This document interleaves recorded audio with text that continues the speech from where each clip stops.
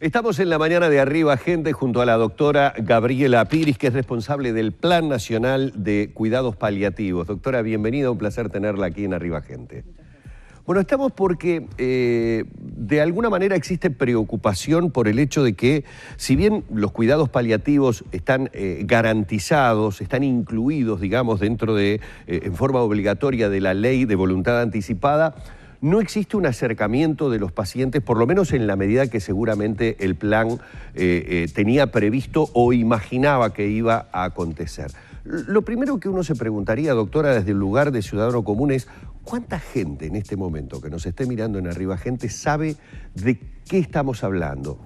¿A qué me refiero? Que tal vez el tema pase o bien por la propia difusión del Plan Nacional de Cuidados Paliativos o de lo que el propio profesional de la medicina genere con su paciente. Tal vez por allí haya un corte, digamos, en la comunicación o no la comunicación adecuada como para que los pacientes puedan acceder y, en definitiva, utilizar algo que está consagrado en la ley. Es una muy buena pregunta y es parte de la estrategia de desarrollar los cuidados paliativos y de garantizar la asistencia de los pacientes.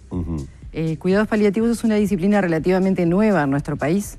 Si bien hay equipos que funcionan desde el año 85, 90, tiene un auge en los últimos años y tiene un auge vinculado al desarrollo de algunos equipos especiales, más como de referencia, y también a la política pública que se hace desde el Ministerio de Salud. Ese ha sido un hito muy importante porque nos ha permitido trabajar en todo el país y desarrollar de una forma más homogénea una prestación que es muy importante y que brinda mucha calidad a los pacientes, a la familia y al sistema también de salud. Los cuidados paliativos lamentablemente no son conocidos por el 100% de la población, por eso les agradecemos muchísimo en nombre de todos los pacientes y en el mío propio obviamente, estas instancias de difusión que se están produciendo en estos días en el marco del Día Mundial de los Cuidados Paliativos. Es fundamental que la gente lo conozca y lo reclame. Es fundamental que las instituciones brinden la prestación y es fundamental que los profesionales nos formemos en esta disciplina. Son como los tres pilares fundamentales. La formación profesional es el paso limitante que tenemos porque sin profesionales formados no podemos brindar una atención de calidad. Y esto de cuidados paliativos es la atención a los pacientes que están con una enfermedad crónica e incurable avanzada, en pacientes adultos sin chance alguna de curación y probablemente en los últimos meses de vida o años de vida. En los niños un poco diferente, son niños que tienen en general patologías vinculadas a malformaciones congénitas o ahora también se está viendo vinculados a violencia doméstica o a siniestros de tránsito. La población de cuidados paliativos pediátricos tiene una sobrevida mucho más larga, es de muchos más años que la población de cuidados paliativos de adultos, que incluye pacientes que tienen cáncer y pacientes que tienen patologías crónicas como patologías respiratorias crónicas, cardíacas crónicas, demencia, enfermedades hepáticas o renales. Esos pacientes se derivan a cuidados paliativos o se solicita la intervención de cuidados paliativos en las etapas más finales de la enfermedad, no cuando el paciente está en una etapa de buena calidad de vida, y el objetivo es justamente mejorar la calidad de vida, acompañar al paciente y a la familia, hacer un buen abordaje médico, pero también de enfermería, también psicológico y también social, para lo cual se requieren equipos que trabajen con el paciente y con la familia. Me dejó sorprendido y le hago simplemente este paréntesis y ya sigue usted, porque sinceramente no tenía idea del alcance a nivel de niños, fundamentalmente en el tema de violencia doméstica. Por razones obvias, en el siniestro de tránsito hay evidentemente situaciones que pueden derivar, pero en el caso de violencia doméstica me parece particularmente importante porque desconocía. Uno el cuidado paliativo lo asociaba siempre más a lo que fue esa primera etapa de la que usted habló, pacientes con enfermedades crónicas, enfermedades terminales o personas mayores,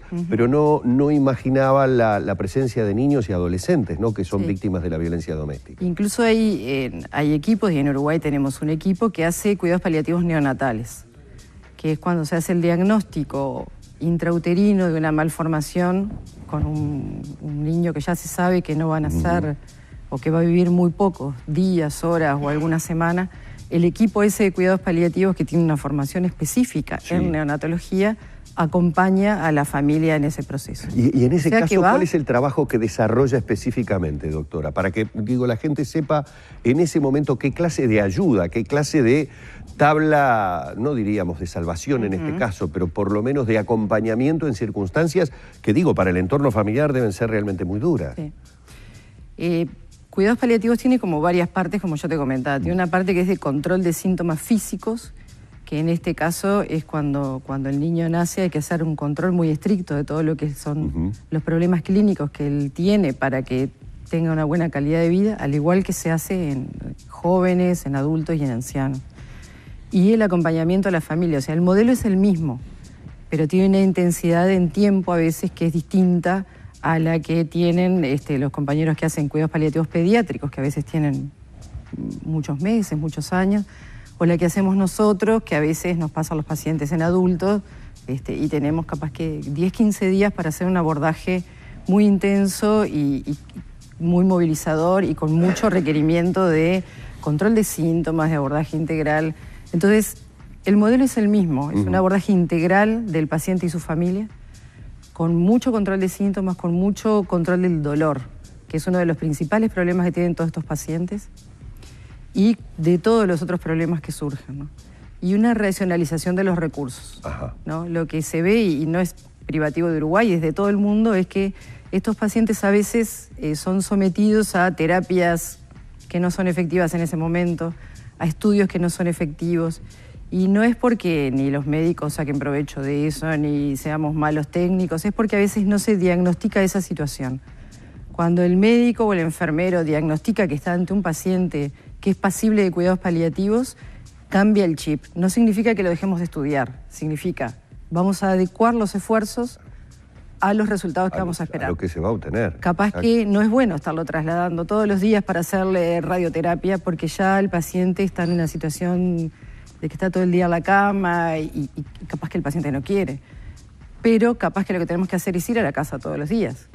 Entonces se cambia la tecnología por una medicina en equipo y con un abordaje integral. Y doctora, ¿qué es la voluntad anticipada? O sea, o específicamente, ¿qué es lo que el usuario, en este caso, los usuarios tienen que saber sobre lo que es la ley de voluntad anticipada? Ahí está. Esa es una ley que es previa a la creación del Plan Nacional de Cuidados Paliativos. Es una ley muy buena que le da herramientas a la población común, a todos nosotros, para expresar nuestra voluntad, estando en condiciones de salud, o sea que cualquiera de nosotros podría perfectamente hacerlo ahora. Y lo único que habría que expresar es que si en algún momento tuviera una enfermedad incurable en etapa final, no quiero que hagan esfuerzos que sean extralimitados a mi situación. O sea, el objetivo es evitar la obstinación terapéutica. Y evito mi sufrimiento y el de mi familia. Exacto. Y en el momento en el que estoy consciente para tomar esa decisión, y no en un momento en el que de repente los avances de la propia enfermedad que tengo no me permiten tomar decisiones más o menos racionales. Ahí está. Esa es un poco la idea. El espíritu de la ley es proteger el derecho de los pacientes a no ser sometidos a la obstinación terapéutica. A ver, está mal decirlo, pero digo, son aquellas cosas que uno ha escuchado desde niño, ¿no? El tener una muerte digna, el de alguna manera, como tantas veces me dijeron a mí mis mayores, y ahora empieza uno a decírselo a sus hijos, el yo no quiero ser una carga para ustedes. Es decir, de alguna manera, una decisión que se toma. ¿Y qué ha pasado con esa decisión? ¿No la ha tomado la cantidad de gente que ustedes esperaban que pudiera hacer uso, usufructo de ese derecho? Esa es, no ha tenido el impacto que ha tenido, pero también ocurre a nivel mundial. Porque tomar la decisión de dejar plasmado en un papel qué queremos que nos haga significa enfrentarse a la muerte. Y a ningún ser humano de cualquier cultura no le gusta enfrentarse a la muerte. Entonces, es algo como que se va dejando, pero quizás estaría muy interesante hacer una campaña y que pudiéramos reflexionar sobre este tema como reflexionamos sobre otros, ¿no? Claro. Que realmente nos sirven y nos hacen crecer como personas y nos hacen, bueno, ponernos en la situación y que nuestra familia sepa qué es lo que tiene que hacer en ese momento.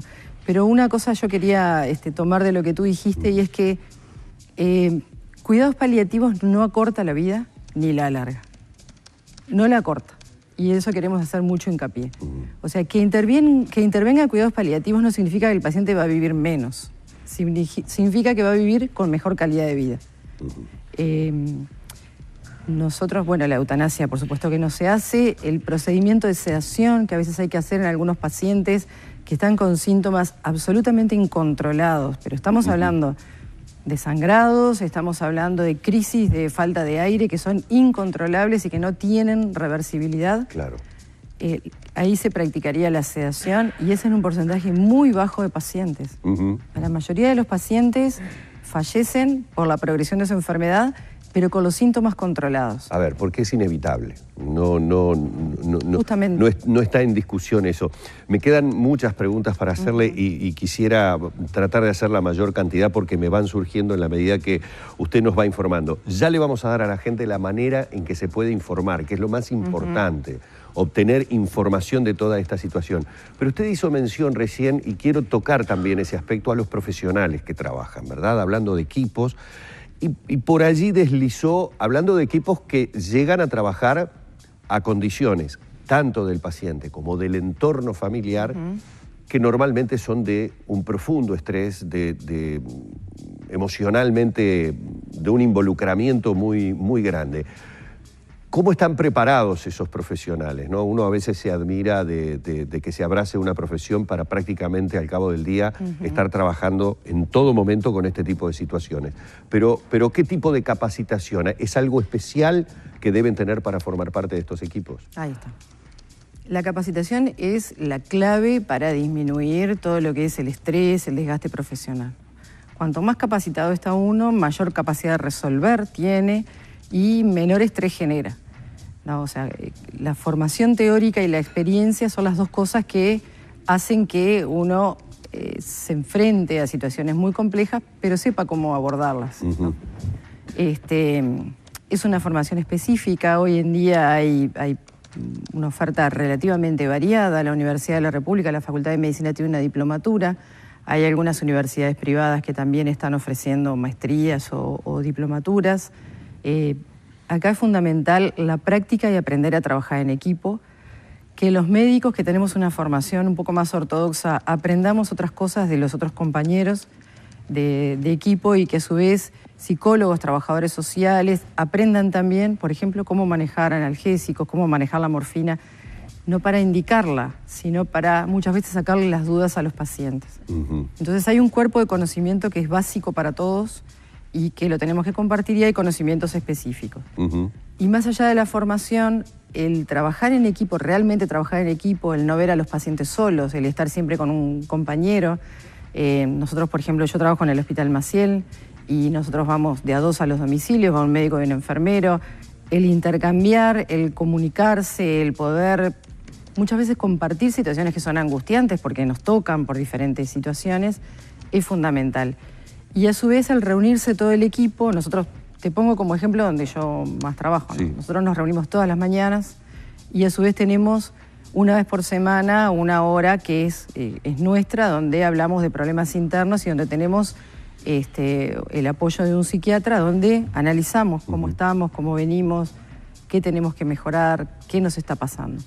Es fundamental eso, es mucho más allá de lo que uno le da a los pacientes, es lo que los pacientes y los familiares también nos dan. Nos dan una posibilidad de aprender y de crecer y de incorporar experiencias y de valorar las cosas de una forma diferente, ¿no? Y el otro tema que usted habló y también le quería preguntar, porque me parece que son de las cosas que a veces prenden mucho, por lo menos a uno así le sucede. Ya ha habido experiencias, digamos, a lo largo de la vida en la que nos debemos enfrentar de alguna u otra forma a la muerte y acompañarla, y tratamos de ayudar lo más que se puede, pero hay algo contra lo que no podemos, que es el dolor. Y usted hablaba del control del dolor. En este caso, específicamente, ¿a qué se refería con eso? Porque es uno de los temas que más angustia, no solamente al paciente, sino todo el entorno familiar, ¿no? Es importante separar y tener claro qué es el dolor físico de lo que es el sufrimiento, ¿no? Son dos cosas bien diferentes. Nosotros tratamos de abordar los dos aspectos, pero nos interesa mucho hacer hincapié en el tema del dolor físico. ¿Por qué? Porque, por ejemplo, los pacientes que tienen cáncer, el 80% de los pacientes mueren con dolor. Y es en todo el mundo. Uruguay no escapa a esa realidad, viene mejorando, pero es en todo el mundo esa cifra. Es una cifra altísima, es un sufrimiento innecesario. Y ya desde hace 30 años la Organización Mundial de la Salud propuso 4 pasos muy claros para que los médicos podamos controlar el dolor. Siguiendo esos 4 pasos se logra el 95% del control de los casos de dolor. Ajá. Entonces, es como un desafío enorme que tenemos y estamos permanentemente insistiendo con el tema de que tenemos que controlar el dolor. Si nosotros queremos hacer un abordaje integral al paciente y hablar de la trascendencia y de cómo se siente psicológicamente, y el paciente tiene dolor, es imposible. En general, la experiencia de los equipos de cuidados paliativos, en 24, 48 horas se controla el dolor del paciente. Bien. Pacientes que a veces venían con meses de dolor y sufrimiento, sin comer, sin dormir, sin querer estar con nadie, sin querer disfrutar de los hijos o los nietos porque no pueden, no les da. Se controla el dolor y hay un cambio en la calidad de vida que es radical. Entonces, trabajar en esto, que los médicos nos formemos en esto, que los enfermeros, que los pacientes sepan que tienen que reclamar el control de su dolor. Que es en esta población que es relativamente sencillo. Hay otros tipos de dolores crónicos que son otro capítulo que es más complejo, que es bien difícil y que se dedican otros colegas. Pero nosotros podemos hacer mucho por controlar ese tipo de dolor y evitar el sufrimiento que ello conlleva. Bien, doctora Gabriela Piris, hemos estado hablando con quien es la responsable del Plan Nacional de Cuidados Paliativos. Hemos tratado de acercarle y trasladarle a ella la mayor cantidad de interrogantes que pueden tener ustedes. Forma en que toda la gente se puede informar mejor del Plan Nacional de Cuidados Paliativos. Bueno, es a través de la página del Ministerio de Salud y cualquier cosa nos pueden escribir a cuidadospaliativosmsp@